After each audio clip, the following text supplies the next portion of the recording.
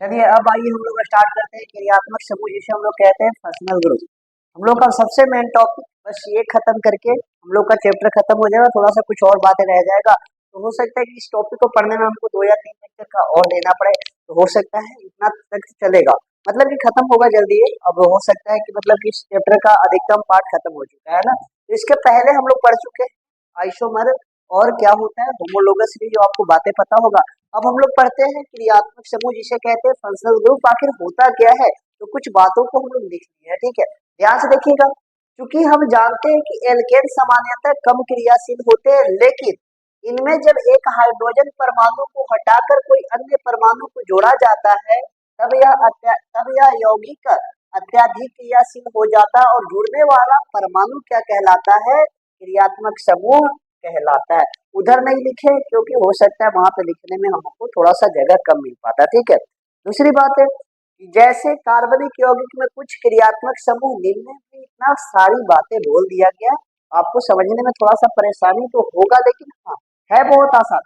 सबसे पहली बात है क्या बोला गया, एल्केन। एल्केन का सामान्य सूत्र क्या होता है आपको पता होना चाहिए, CnH2n प्लस में 2, यही ना होता है।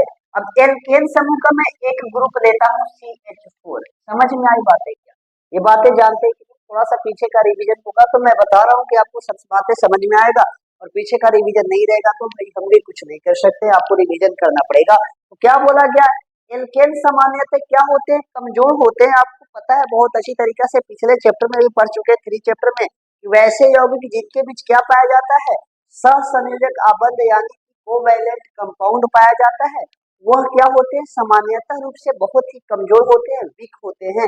लेकिन जिनके बीच आयनिक यौगिक पाया जाता है, आयनिक आबंध पाया जाता है, जैसे कि आपको बताया गया था NaCl, इनके बीच आयनिक आबंध पाया जाता है। तो आयनिक आबंध जिनके बीच पाया जाता है ना, वह बहुत ही ज्यादा मजबूती से बंधे होते हैं, लेकिन ये सब कमजोर होते हैं, सिंपल सी बात है।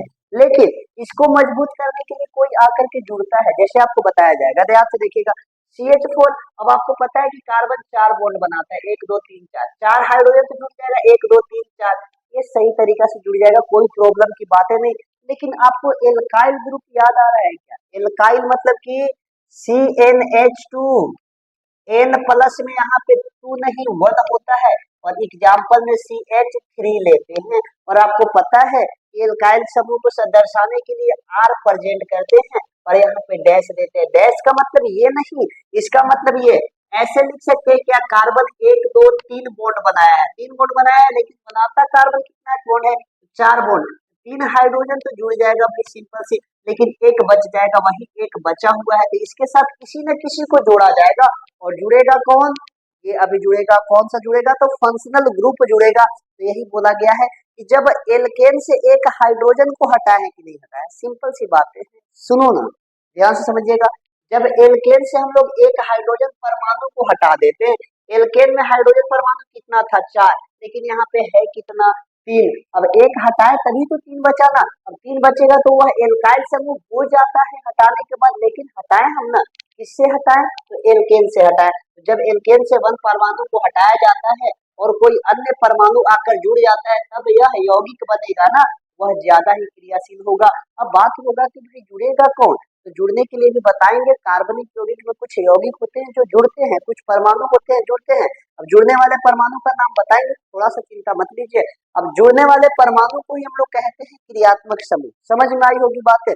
जैसे कि कार्बनिक यौगिक में क्रियात्मक समूह कुछ निम्न है, आपको सिंपल सा 5 याद रखना है, ऐसे 7 बताएंगे, 7 में से 2 नहीं पढ़ना है, केवल 5 याद रखना है। अब आगे आते हैं तो आपको ये बातें सब समझ में आया होगा। एल्केन में 4 था, लेकिन एक हटाएंगे तो एक खाली बच जाएगा। अब खाली क्यों बचेगा, इसके साथ कुछ ना कुछ जुड़ेगा, और कौन जुड़ेगा, क्रियात्मक समूह जुड़ेगा। मैं बार बार बोल रहा हूँ, ध्यान दीजिएगा, ठीक है। हम लोगों को जैसे ही कल बताया गया था क्रियात्मक समूह, जैसे ही कल कुछ एरर्स आने की वजह से क्या हुआ था कि ये पूरी बातों को नहीं बता पाए थे, ठीक है। तो कल तो पढ़ने के लिए बोले थे, लेकिन हाँ कल नहीं पढ़ पाए थे, लेकिन आज इसे खत्म कर देंगे। है बहुत आसान टॉपिक, जिसे हम लोग कहते हैं फंक्शनल ग्रुप, और इसका हिंदी होता है क्रियात्मक समूह। और हाँ यही थोड़ा सा आपको हार्ड लगेगा, नहीं तो सब आसान होता है। जैसे क्या चैप्टर में पढ़े तो आपको वहां तक जितना कि पढ़ाया गया वहां तक यदि आप अच्छी तरीके से पढ़े होंगे और पीछे का आपको रिवीजन होगा, तो हमें तो लगता है कि आपको कोई दिक्कत नहीं हुआ होगा, ठीक है। अब इसमें भी दिक्कत नहीं होगा, लेकिन हाँ थोड़ा सा समझने की बात होती है कि आप कितना पीछे का रिवीजन किए हैं। देखिए, अब यहाँ तक पढ़ने का मतलब है कि आप पढ़े तो ठीक है, लेकिन हाँ रिवीजन जितना अच्छा रहेगा उतना अच्छा ही आपको समझ में आएगा। ठीक है, तो आइए हम लोग स्टार्ट करते हैं। फंक्शनल ग्रुप होता क्या है, इसके बारे में हमने कल लिखवा दिया था कुछ बातों को। ठीक है, उसे ध्यान से हम लोग आज समझेंगे कुछ होता क्या है, कि आखिर फंक्शनल ग्रुप होता क्या है। कल बताए थे क्या, कुछ एरर्स की वजह से कल हम लोग मतलब कि नहीं पढ़ पाए थे, लेकिन हाँ कुछ बातों को लिखवाए थे, वो आप ध्यान से देख लीजिएगा। दो बातें था, ज्यादा कुछ नहीं था, और बात को आपको समझा दिया गया था। इसके बाद हम लोग देखेंगे कि आखिर फंक्शनल ग्रुप होते कितने हैं, और कौन कौन हमको आज यानी कि क्लास 10th में हम लोग को पढ़ना है, और कौन कौन से नहीं पढ़ना जो कि हमको जरूरत नहीं है। तो अभी बताते हैं, देखिए ध्यान से। पर्सनल ग्रुप ऐसे आपको 1 2 3 4 5 6 और एक 7 लिखवाया गया है। 7 में से दो जो होता है ईथर और ईस्टर, जो कि आपको अभी नहीं पढ़ना है, केवल इसका रिप्रेजेंटेशन अर्थात दर्शाने के लिए कुछ जो चिन्हों का प्रयोग किया जाता है उसे आप याद रख सकते हैं तो रख लीजिएगा। इसके अलावा आप यदि बुक एनसीईआरटी खोलकर देखते हैं तो उसमें आपको एल्कीन और एल्काइन दिया हुआ है। ठीक है, तो अब आपका कहना होगा कि यहाँ पे एल्कीन और एल्काइन क्यों नहीं लिखवाए हैं। तो एल्कीन और एल्काइन के बारे में हम लोग पीछे बहुत अच्छी तरीके से पढ़ चुके हैं, जो कि आपको बता दिया गया। ठीक है, तो अब एक ही टॉपिक को बार बार पढ़ने से क्या फायदा। ठीक है, इसी प्रकार से हम लोग एल्कीन और एल्काइन को नहीं पढ़े। ठीक है, तो इतना 5 बातों को आपको याद रखना है बस। होते फंक्शनल ग्रुप कौन कौन है तो याद रखिएगा, सब बातों को समझेंगे। आपको बताया गया था, ध्यान से देखिएगा, फिर से मैं पॉइंट को बताने का प्रयास कर रहा हूँ, बिकॉज यहाँ पे लिखा हुआ नहीं है, लेकिन हाँ आप स्टार्टिंग से देखिएगा फंक्शनल ग्रुप वाला टॉपिक को, वहां पे आपको लिखने को मिलेगा। तो उसमें लिखा हुआ है कि एल्केन सामान्यतः क्या होते हैं, कमजोर होते हैं, लेकिन कमजोर मतलब कि कम क्रियाशील होते हैं, क्योंकि आपको पता है कि इन सभी के बीच में सहसंयोजक आबंध पाया जाता है, और जिन यौगिकों के बीच में सहसंयोजक आबंध पाया जाता है वह सामान्यतः क्या होते हैं, तो कमजोर होते हैं और कम क्रियाशील होते हैं। इसी प्रकार से एल्केन कम क्रियाशील होता है, लेकिन ये जब जाकर के एल्केन के साथ जुड़ जाते हैं ना, ये मतलब कौन, क्रियात्मक समूह। अभी जोड़ेंगे, कैसे जोड़ेंगे आपको बताया जाएगा। क्रियात्मक समूह जब जाकर एल्केन के साथ जुड़ जाते हैं तो वह ज्यादा ही क्रियाशील हो जाते हैं। अब क्रियाशील होना मतलब कि किसी के साथ क्रियाशीलता बहुत ज्यादा दर्शाते हैं, किसी के साथ क्रिया करने की क्षमता उनकी बढ़ जाती है, इसी कारण से इनको जोड़ना जरूरत होता है। ये पहला पॉइंट आपको दिखाया गया। दूसरी बात लिखाया गया है कि जिन भी समूह को जोड़ा जाता है एल्केन के साथ, उन समूह को ही हम लोग क्या कहते हैं, क्रियात्मक समूह कहते हैं। दूसरा पॉइंट लिखवाया गया, ध्यान से देखिएगा।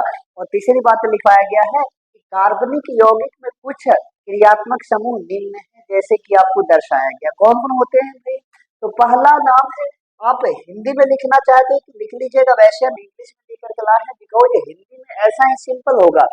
पहला का नाम होता है हेलो, या तो इसी को नाम दिया जाता है हेलोजन ग्रुप।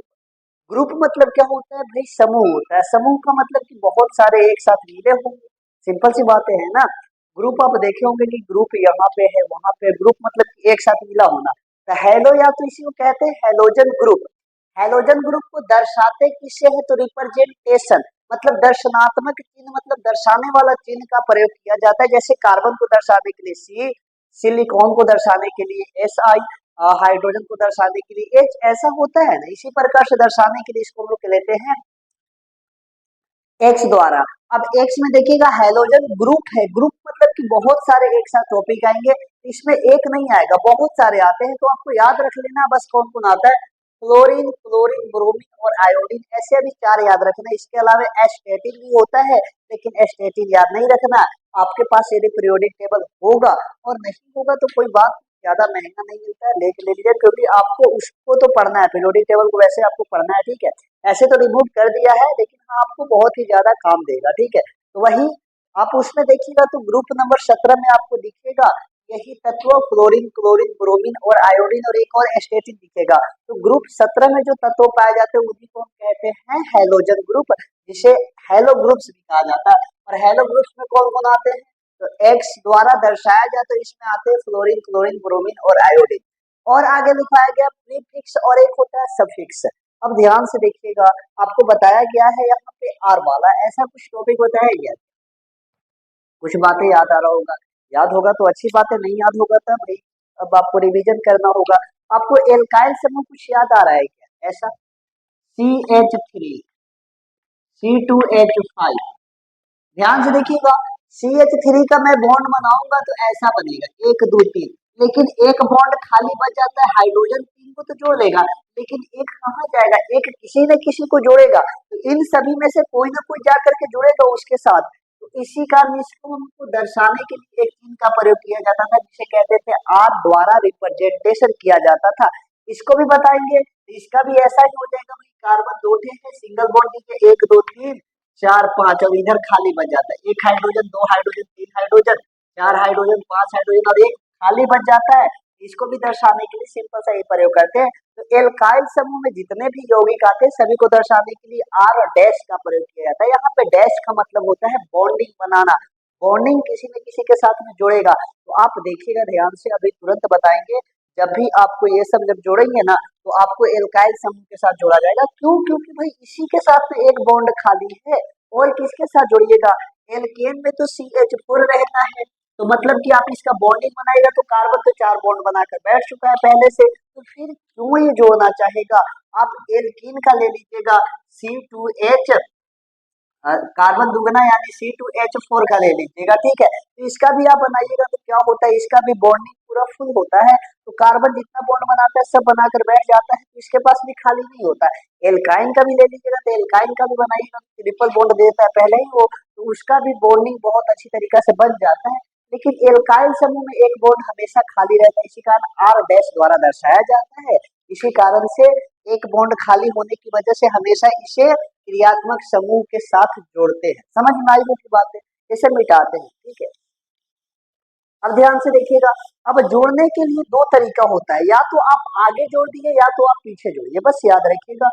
मान लिया जाए एक कंपाउंड है, जैसे मैं लेता हूँ, इसे क्या पढ़िएगा, CH3 को पढ़ने तो आता है ना, इसे क्या पढ़ते हैं, कार्बन एक रहता है तो कार्बन दो रहता है तो तीन रहेगा तो प्रोप, ये बात आप अच्छी तरीके से जानते हैं। तो कार्बन एक है तो क्या पढ़ेंगे, मिथ, और कौन सा ग्रुप है, आइल, यानी एल्काइल वाला है तो हम क्या जोड़ेंगे, आइल, तो क्या हो जाएगा, मिथाइल होगा कि नहीं होगा। यदि कार्बन दो रहेगा, हाइड्रोजन कितना दोगुना से एक ज्यादा यानी पांच रहेगा, तो बताइए कार्बन दो टक क्या हो जाएगा, इथ प्लस में आइल यानी इथाइल हो जाएगा, ठीक है। ये सब देखिएगा ध्यान से। अब यहाँ तक हो सकता है कि हम जोड़ने के लिए आगे लगा सकते हैं या तो पीछे लगा सकते हैं, दो तरीका जोड़ सकते हैं। मध्य में तो भाई नहीं जोड़ सकते, जुटता है लेकिन सभी ऐड नहीं होते हैं, बताएंगे कौन ऐड बीच में होता है, ठीक है। तो या तो आगे जोड़ेंगे या तो पीछे जोड़ेंगे, दो ही काम कर सकते हैं। तो याद रखिएगा, प्रीफिक्स का मतलब होता है पूर्व लगन, मतलब पहले लगाना है। यदि आप नहीं समझ पा रहे हैं तो इसका मतलब लिख लीजिएगा, प्रीफिक्स मतलब कि पहले लगाते हैं, हिंदी में सिंपल सा लिखेगा। प्रीफिक्स का हिंदी होता है पूर्व लगन, और पूर्व लगन का मतलब होता है पहले लगाना। यदि आप लगाइएगा, जो भी लगाइएगा, तो फ्लोरो पहले लगेगा, क्लोरो पहले लगेगा, ब्रोमो पहले लगेगा और आइडो पहले लगेगा, ठीक है। लेकिन देखिएगा प्रीफिक्स सभी का नहीं होता, किसी किसी का होता है, जैसे कि केवल हाइड्रोजन ग्रुप का प्रीफिक्स होता है, जैसे कि आपको बताया गया। ऐसे तो एनसीईआरटी में दिया भी नहीं, लेकिन हाँ यहाँ पे बता दिया जा रहा है, इसका लिख लीजिएगा तो अच्छा रहेगा। बाकी सफिक्स लगता है, सफिक्स मतलब सभी के पीछे लगता है, जाकर के पीछे लगाइए कोई दिक्कत नहीं। पीछे क्या लगाइए, फ्लोराइड, यही क्लोरीन का क्लोराइड, ब्रोमाइड, आयोडाइड, कैसे लगाएंगे बताइए, चिंता मत कीजिए।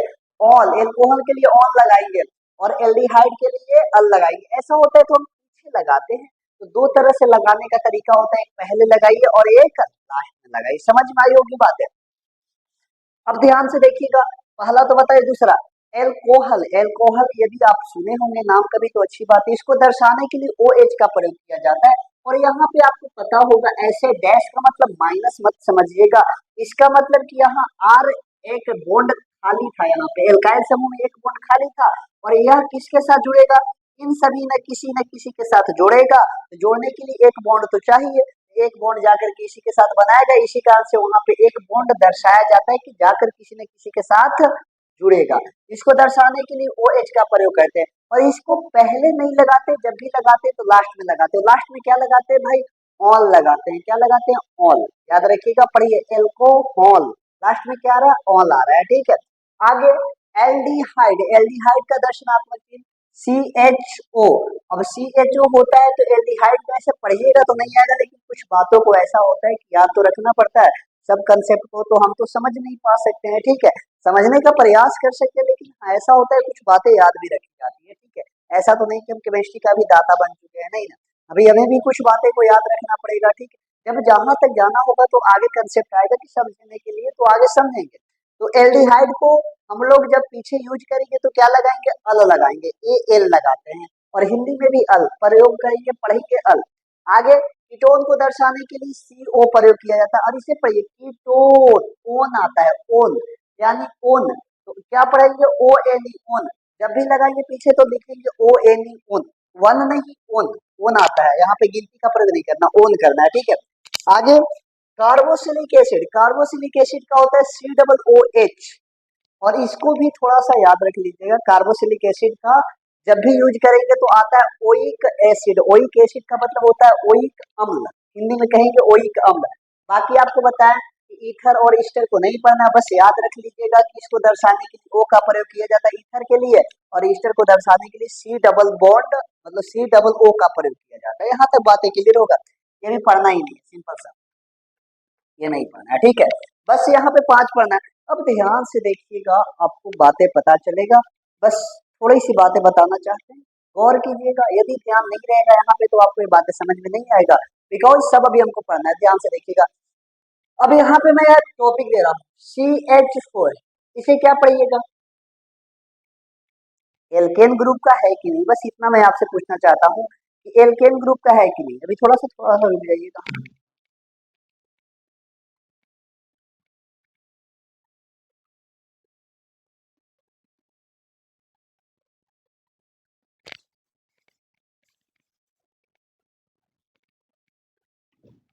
चलिए देखिए, ये वाला मैं आपको एक कंपाउंड दी है, एल्केन ग्रुप का तत्व है कि नहीं, है ना, तत्व बोल रहे हैं, यौगिक है कि नहीं। भाई कार्बन की संख्या से हाइड्रोजन की संख्या 2 गुना से 2 ज्यादा होता है। CH4, यदि मैं कार्बन दो लूं तो हाइड्रोजन कितना, हाइड्रोजन 2 गुना से 2 ज्यादा, 4 और 2 कितना हो जाएगा, 6 हो जाएगा, समझ में आई बात है। लेकिन आपको बताया गया भाई जोड़ने के लिए एल्केन के साथ नहीं जोड़ते, सिंपल सी बात है, जब भी जोड़ेंगे एल्काइल ग्रुप के साथ जुड़ता है, एल्केन ग्रुप के साथ नहीं जुड़ता है। आगे चले तो C3H कितना हो जाएगा भाई, H कितना, C या 3 गुना का 6 2 8 आ जाएगा। कार्बन 4 ले तो हाइड्रोजन 4 गुना का 8 2 10 हो जाएगा। कार्बन 5 लेता हाइड्रोजन 10 5 गुना का 10 2 12 हो जाएगा। इतना तो समझ जाइएगा ना। एल्केन ग्रुप के बहुत सारे क्या है कंपाउंड हमने ले लिया है, आपको पता है कि 10 कंपाउंड होते हैं, 10 कंपाउंड तक हम प्रयोग कर सकते हैं। अब इसके बाद आपको बताया गया है एल्काइल ग्रुप, एल्काइल ग्रुप क्या आता है, तो CH3, मतलब कि कार्बन 4 बॉन्ड बनाता है लेकिन एक बॉन्ड खाली है, तभी तो 3 को बनाया है ना। आगे C2H5, C3H7, C4H9, C5H11, दुगुना से एक ज्यादा है, ध्यान से देखिए, कार्बन एक तो हाइड्रोजन 2 गुना से एक ज्यादा, कार्बन 2 तो हाइड्रोजन 2 गुना से एक ज्यादा है, मतलब कि यह एक एल्काइल ग्रुप है, और एल्काइल ग्रुप को दर्शाने के लिए हम किसका प्रयोग करते हैं, आर डैश का करते हैं। क्यों करते हैं, अभी तुरंत बताएं कि एक बॉन्ड खाली होता है, वो खाली होता है तो यह आकर के जुड़ जाएगा, समझ में आई बातें, ध्यान दीजिएगा, थोड़ा सा ध्यान देना। अब इसमें हम लोग क्या पढ़ते हैं, इन सभी को हम लोग कहते हैं एल्केन ग्रुप के तत्व, क्या कहते हैं, एल्केन, लास्ट में क्या आता है मैं लिख दे रहा हूँ,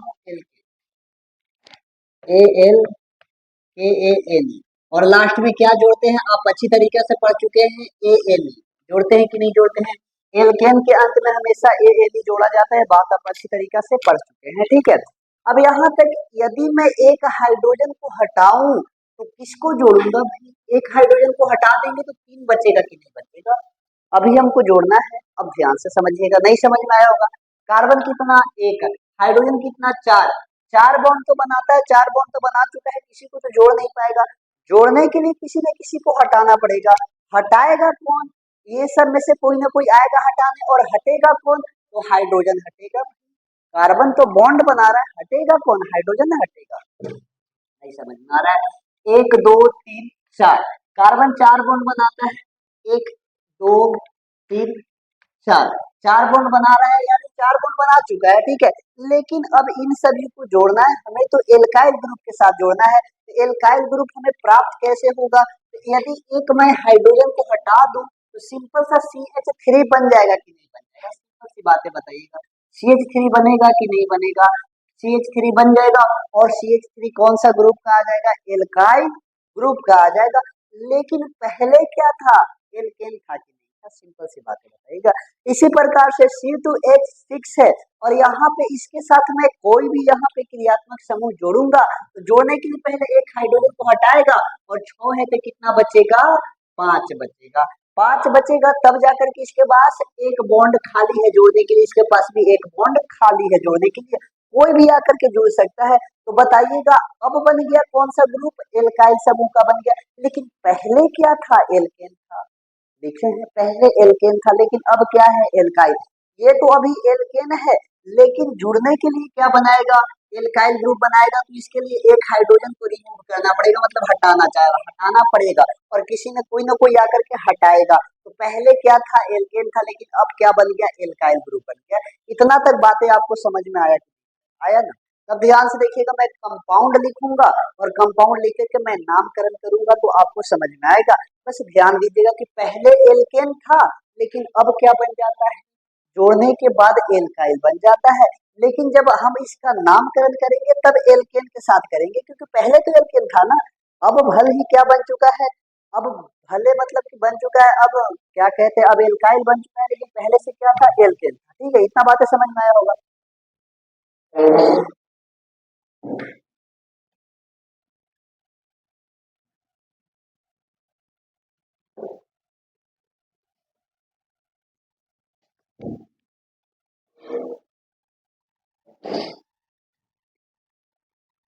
अब चलते हैं आगे। अब आपको मैं कंपाउंड दे रहा हूँ, कंपाउंड कैसा कैसा होता है और कैसे कैसे हम एल्केन और कैसे कैसे इसका नामकरण करेंगे।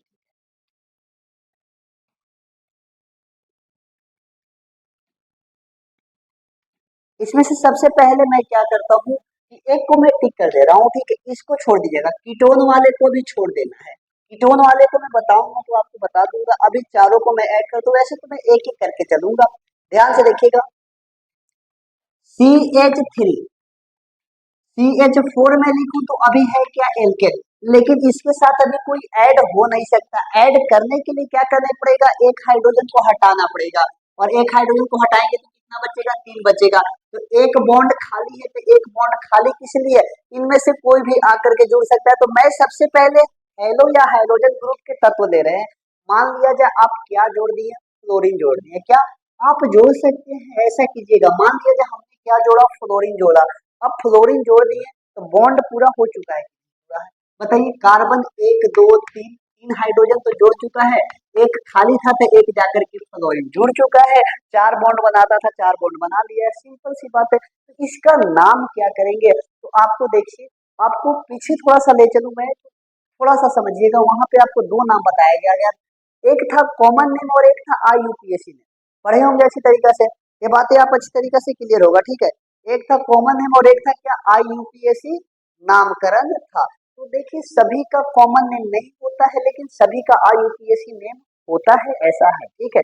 आपको IUPAC नेम सबका बताएंगे लेकिन कॉमन नेम सबका नहीं होता है। लेकिन हेलो ग्रुप्स के जो तत्व है ना, इनका कॉमन नेम भी होता है और IUPAC नेम भी होता है। इसका कॉमन नेम कैसे करेंगे और IUPAC नेम कैसे करेंगे, ध्यान से देखिएगा। जब फ्लोरीन हमने ऐड किया है तो फ्लोरीन हम ऐड करेंगे तो 2 तरीका से नाम पढ़ेंगे। एक पहले पढ़ेंगे तो क्या पढ़ेंगे, फ्लोरो।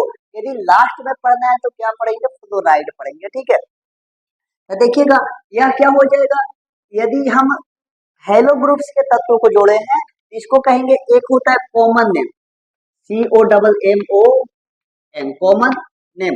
मैं पूरा पूरा नहीं लिखूंगा, फर्स्ट बार में लिख रहा हूँ, अगला बार में C और N लिख देंगे, ठीक है। एक होता है IUPAC नेम, IUPAC बताए थे, IUPAC के मतलब IUPAC नेम, ठीक है। तो इसको भी हम शॉर्ट में लिखेंगे IUPAC नेम। आयु मतलब I और N लिखेंगे तो आप समझ लीजिएगा IUPAC नेम मतलब IUPAC, क्या बोला रहा है, IUPAC नेम, ठीक है। इतना बातें समझ लीजिएगा। अब यहाँ पे 2 तरह से नाम आ सकता है, ठीक है। यहाँ पे कॉमन नेम करे तो कॉमन नेम करने के लिए ध्यान से देखिएगा क्या किया जाता है ना, कॉमन नेम करने के लिए इसको क्या करते हैं, तो आपको यहाँ पे इसको कॉमन नेम करने के लिए इसको लास्ट में लगाते हैं। तो लास्ट में कौन लगता है भाई, सफिक्स वाला प्रयोग होता है। तो फ्लोरीन के लिए हम क्या पढ़ेंगे, फ्लोराइड पढ़ेंगे।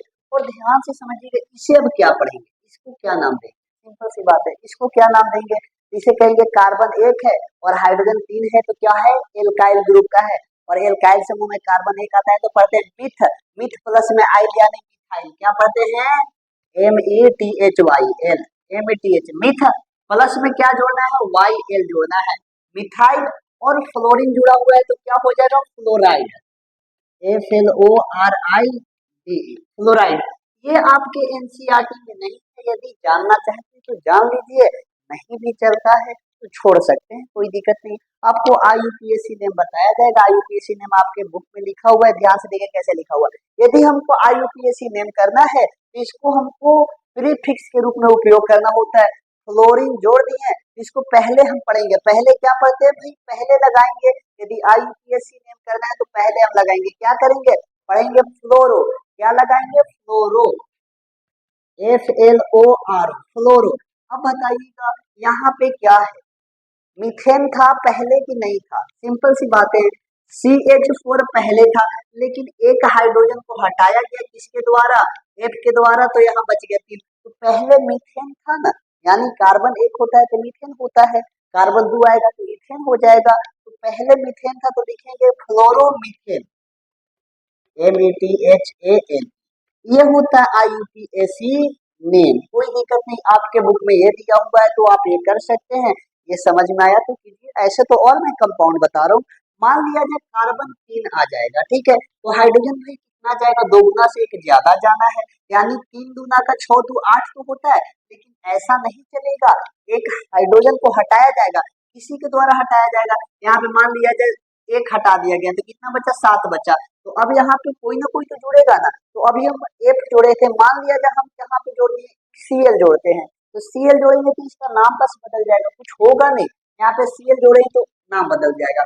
अब इसका मैं कॉमन नेम करूँ तो कॉमन नेम क्या हो जाएगा, कॉमन नेम बताया है ना, कॉमन नेम करने के लिए हमको लास्ट में पढ़ना पड़ता है, लास्ट में लगाते हैं क्या, Cl जोड़ेंगे तो क्लोराइड, लेकिन इसके पहले क्या है भाई, इतना तो आपको पता है ना, C3H7 का मतलब पता है, यह क्या हो जाएगा, एल्काइल ग्रुप का समूह है, और कार्बन 3 है तो मीथ इथ प्रोप, प्रोप में आइल जोड़ेंगे तो प्रोपाइल, क्या हो जाएगा, PROP, प्रोप, 3 कार्बन आता है तो प्रोप लिखवाए है ना, प्लस में क्या जोड़ना, एल्काइल वाला का YL जुड़ता है, तो YL, एल्काइल यानी कि प्रोपाइल हो गया, प्लस में क्या है, क्लोरीन, क्लोरीन के लिए क्या पढ़ते हैं, क्लोराइड, CHLORIDE, क्लोराइड।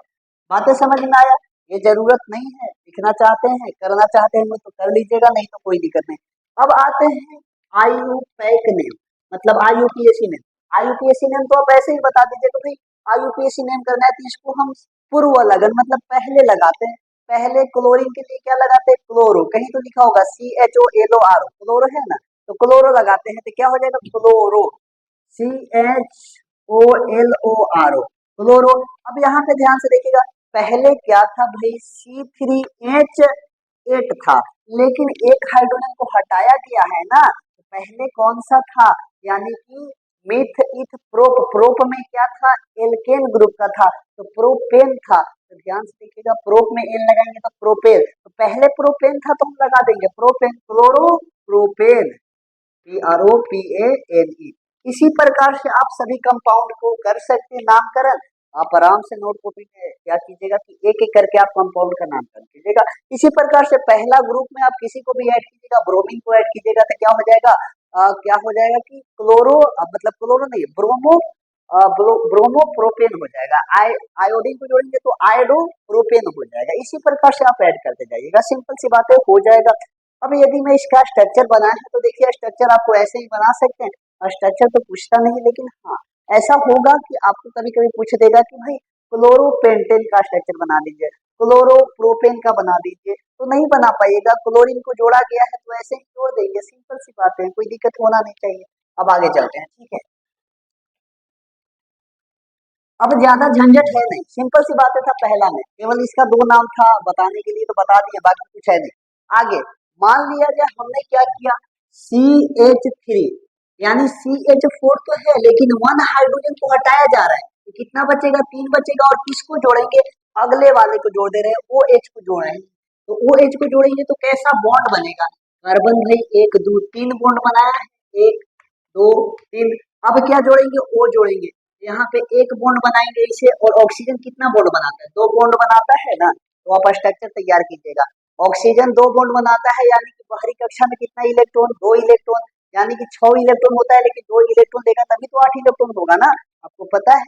तो यहाँ पे एक बॉन्ड बनाया तो एक और बॉन्ड बनाएगा तो इधर से हाइड्रोजन को जोड़ देता है, ठीक है, ऐसे इसका बॉन्डिंग बनता है। तो इसका नाम क्या हो जाएगा, नामकरण करने के लिए इसका केवल IUPAC नेम होता है, इसका कॉमन नेम नहीं होता है, केवल IUPAC नेम जान लीजिए। IUPAC नेम कहने के लिए क्या करेंगे हम, ऑल लगाएंगे, क्या लगाएंगे, ऑल लगाएंगे। तो अभी क्या है, मीथेन था, मीथ था क्या, METH मीथ था, और क्या लगाते हैं, ANE, एन है ना, मीथेन ग्रुप का है, कार्बन एक है तो यानी मीथेन। तो अब यहाँ पे से हमको क्या करना है, जोड़ना है, तो ई को हटा देते हैं, जोड़ना है तो किसी को तो रिमूव करेंगे ना। तो मीथेन का स्पेलिंग हमको लिख देना है, मिथ प्लस में एन, METH मिथ, कार्बन एक आता है तो मिथ, कार्बन 2 आता है तो ईथ, अब ये सब बता चुके हैं आपको, ठीक है। तो 1 कार्बन था मिथ, प्लस में ANE आता था तो ई को हटाकर हम क्या जोड़ेंगे भाई, यहाँ पे देखिए OL जोड़ना है तो OL, क्या पढ़ेंगे, मेथेनॉल, क्या कहते हैं, मेथेनॉल कहते हैं। तो आपके बुक में दिया हुआ है, ध्यान से देखिएगा, methanol.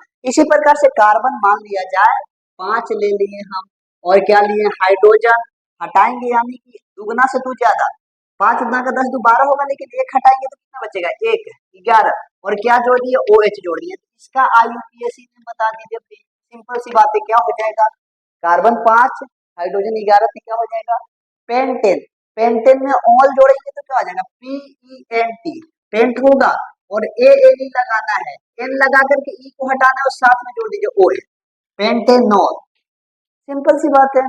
Alcohol, pentanol, hexanol, heptanol, आप कर लीजिएगा, बाकी स्ट्रक्चर बन गया, ये भी खत्म, बस यही है, कुछ है ही नहीं। बाकी इसी प्रकार से आगे चलते हैं, आगे मान लिया जाए भाई क्या करना है हमें, कीटोन को जोड़ना है। तो बस कीटोन में बोले हैं, थोड़ा सा एरो लगाने का बात ये आ जाता है कि कीटोन कभी भी अलग यानी लास्ट में नहीं, कहाँ जुड़ता है, तो हमेशा बीच में जुड़ता है, बीच में जुड़ता है तो हमेशा कहाँ जुड़ेगा, यहाँ पे देखिएगा CH3 CO, CH3, मतलब कि हमेशा जुड़ेगा तो बीच में जुड़ेगा, कभी जुड़ेगा ही नहीं। अब मान लिया जाए बीच में जुड़ा है तो कार्बन कितना होना चाहिए, कम से कम 1 2 और 3 तो होना चाहिए ना, क्यों, क्योंकि देखिए एक कार्बन 2 कार्बन के बीच में रहेगा CO, तो कार्बन तो अपने आप 3 हो जाएगा ना। मान लिया जाए इसको हटा दें तो ये बीच में आ गया, क्या नहीं ना, बीच में आया, तो बीच में लाने के लिए हमको एक और CH3 लाना पड़ेगा, क्यों, अब आपको पता है कि CH3 का मतलब बाहरी से इधर से CH3 आता है, चलिए हम बनाते हैं। कार्बन कितना, 1 2 3 बॉन्ड बनाया है, 1 हाइड्रोजन 2 हाइड्रोजन 3 हाइड्रोजन, और बीच में क्या है, यहाँ पे कार्बन है तो कार्बन लिख दिए, बाकी ऑक्सीजन है तो ऑक्सीजन कहाँ जुड़ेगा, अभी तुरंत जोड़ेंगे, लेकिन आगे कार्बन है, आपको पता है एल्केन में हमेशा सिंगल बॉन्ड होता है, सिंगल बॉन्ड दे दिए। हाइड्रोजन कितना, 1 2 3 1 2 3, अब यहाँ पे देखिएगा कार्बन 2 बनाया तो 2 और बनाएगा तो 2 थे, क्या बना दीजिए, ऑक्सीजन को जोड़ दीजिए, इसका स्ट्रक्चर बन जाता है ऐसा। तो ध्यान से देखिएगा, इसको क्या कर देंगे हम लोग, ऐसे बनाएंगे। अब ऐसे आपको बनाने आ जाएगा तो ध्यान से देखिएगा, ऐसा बॉन्ड बना दीजिए। तो हमेशा आपको कीटोन को बीच में जोड़ना, बस ध्यान इस बात को रखना है, तो बीच में जोड़ेंगे। अब आता है इसका IUPAC में, तो IUPAC में क्या हो जाएगा, IUPAC करने के लिए हम बस कार्बन गिन देंगे, कितने कार्बन है भाई, तो कार्बन 1 2 3 1 2 3 कहीं से गिनिए, तो 3 कार्बन के लिए हम लोग क्या लेते हैं, प्रूप लेते हैं, PROP, ANE लगाना था, लेकिन ई को हटा करके हम लोग क्या जोड़ेंगे भाई, कीटोन के लिए ONE, ONE, प्रोपेनॉन, क्या पढ़ेंगे, प्रोपेनॉन पढ़ेंगे। समझ में आई बात है कि नहीं आई बात है। अब आगे मान लिया जाए यहाँ पे कार्बन हम देते हैं CH3, CO बीच में देते हैं, C2H5 ले लेते हैं, चलेगा क्या, बॉन्ड कैसे बनाएंगे, आप लीजिएगा हमेशा एल्काइल ग्रुप, इधर इधर एल्काइल ग्रुप लेना है, आपको पता है ना कि हमेशा एल्काइल ग्रुप बन जाएगा, एल्केन के साथ 1 हाइड्रोजन को हटाना है तो हमेशा एल्काइल ग्रुप बनेगा, ये भी एल्काइल आ गया, ये भी एल्काइल ग्रुप आ गया, लेकिन पहले एल्केन था ना, इसी प्रकार से एल्काइल ग्रुप आ गया है, ठीक है। तो ये भी एल्काइल, ये भी एल्काइल, आप अलग अलग से एल्काइल ले सकते हैं, लेकिन याद रखिएगा कीटोन को बीच में रखिएगा, और एक कोटी क्या कर दीजिएगा, एल्काइल ग्रुप कर दीजिएगा। यहाँ पे आप बॉन्डिंग बनाइएगा तो आराम से बन जाएगा। कार्बन कितना, 1 2 2 4 है, 4 कार्बन, 1 2 3 4, 1 2 3 हाइड्रोजन जुड़ेगा, यहाँ पे 2 थे, एक जोड़ दीजिएगा ऑक्सीजन, क्योंकि हमेशा बीच में जुड़ता है, आप यहाँ भी जोड़ सकते हैं, यहाँ भी जोड़ सकते हैं, कोई प्रॉब्लम नहीं। यहाँ पे 2 थे हाइड्रोजन, 1 2 3, यानी 3 हाइड्रोजन 2 5 हाइड्रोजन 5 3 8 हाइड्रोजन के लिए हाइड्रोजन, 5 और 3 8, हाइड्रोजन 8 हो गया, ठीक है। और ऑक्सीजन कितना है यहाँ पे 2 बॉन्ड, कोई दिक्कत नहीं होना चाहिए। इस प्रकार से इसका नाम क्या हो जाएगा, तो गिनेंगे कार्बन 1 2 2 4। यदि नहीं ऐसा लिखना चाहते तो आप एक साथ मिलाकर लिख सकते हैं, ऐसा लिख सकते हैं क्या, कार्बन 1 और 1 2 2 2 कितना हो गया, कार्बन 4, हाइड्रोजन कितना 3 यहाँ पे और 5 यहाँ पे, यानी हाइड्रोजन 8, और बच क्या गया एक ऑक्सीजन, तो ऑक्सीजन को जोड़ दीजिए। अब इसका नाम क्या हो जाएगा, कार्बन 4 तो क्या लेते हैं 4 के लिए ब्यूट, BUT, और क्या लगाना है ANE, ई को हटाकर क्या जोड़ेंगे भाई, यदि तुरंत बताया है ONE, यानी ब्यूटेनोन, कोई दिक्कत नहीं होना चाहिए। समझ में आई बात है, तो ऐसा होता है इसका IUPAC नेम, ऐसा आप सभी कंपाउंड का कर लीजिएगा, कोई दिक्कत नहीं। बस ध्यान में आता है कीटोन को हमेशा बीच में जोड़ते हैं। अब एक लास्ट बचता है कार्बोक्सिलिक एसिड, जो कि बहुत ही आसान, आप कर लीजिएगा, कोई दिक्कत नहीं होना चाहिए। देखिए ध्यान से, अभी हमने एल्केन लिया था CH4, लेकिन 1 हाइड्रोजन को हटाएंगे तभी तो एल्कोन किसी को भी जोड़ेंगे, तो 1 हाइड्रोजन हटाएंगे तो 3 बच गया, बाकी जोड़ेंगे COOH, ऐसा जोड़ देंगे। और इसको आप बॉन्डिंग बनाइएगा, स्ट्रक्चर बनाइएगा, बहुत ही आसान तरीका से बन जाएगा। इसका IUPAC नेम कैसे करेंगे, IUPAC नेम कैसे करेंगे, तो एक कार्बन दो कार्बन, दो कार्बन के लिए क्या लेते हैं, मिथ के बाद ईथ, ईथ में क्या लेंगे ETHANE जोड़ना है, तो ई को हम लोग हटाएंगे और क्या लेंगे ओइक अम्ल, ओइक अम्ल तो जोड़ेंगे OIC, ओइक ACID, तो क्या हो जाएगा एथेनोइक एसिड। सिंपल सी बात है, कुछ हमने किया, एथेनोइक एसिड हो गया। इसी प्रकार से मान लिया जैसे CH3 था, C3H हमने 5 ले लिया, क्योंकि 6 होता माने 5 नहीं लेना पड़ेगा, C3H8 होता, लेकिन यहाँ पे 1 हाइड्रोजन हटाएंगे तो कितना आ जाएगा 7 आ जाएगा, और क्या जोड़ दिए COOH जोड़ दिए, तो भाई इसका IUPAC नेम कैसे हो जाएगा, सिंपल सी बात है ना, कार्बन 3 और 1 यहाँ से गिन लेंगे, कार्बन इसी में ना है तो इसी में गिनाएगा, तो कार्बन 4, 4 के लिए क्या होता है, 4 के लिए होता है BUT, ANE जोड़ देना है, तो ई को हटाएंगे और बाकी क्या जोड़ेंगे ओइक अम्ल जोड़ देंगे OICACID, तो क्या हो जाएगा ब्यूटेनोइक एसिड। सिंपल सी बात है, यहाँ तक बातें आपको क्लियर होगा। इसी प्रकार से आपका फंक्शनल ग्रुप सारा का सारा खत्म हो जाता है। अब आएंगे हम लोग नेक्स्ट टॉपिक लेकर के, जितना बस यहीं तक था, हम बोले ना कि आपको कुछ भी हार्ड नहीं लगेगा, बस यहाँ तक बातें आपको समझ में आया होगा। हम बोले ना कि आपको कोई भी टॉपिक हार्ड नहीं लगेगा, बस यहीं तक जो था हमको पढ़ना था। बस आने वाले लेक्चर में हम लोग पढ़ेंगे कोयला एवं पेट्रोलियम अर्थात फ्यूल के बारे में पढ़ेंगे, जो कि बहुत ही आसान टॉपिक है। बस जो था बस यहीं तक था। बोला जाता है देखिए आप रिवीजन रखिएगा तो कोई भी आपको हार्ड नहीं लगेगा, सब आसान होता है, ठीक है। तो अब आते हैं हम लोग नेक्स्ट लेक्चर में, मिलेंगे ऐसे ही मजेदार वीडियो के साथ। बस थोड़ा सा आपसे बोलना चाहेंगे, यहाँ तक कुछ बातें को आप थोड़ा सा मेहनत कीजिएगा, रिवीजन कीजिएगा अच्छी तरीके से, तो आपको अच्छी तरीके से समझ में आ जाएगा, ठीक है। तो फिर मिलते हैं ऐसे ही मजेदार नेक्स्ट वीडियो में। तो आज के लिए सभी को धन्यवाद।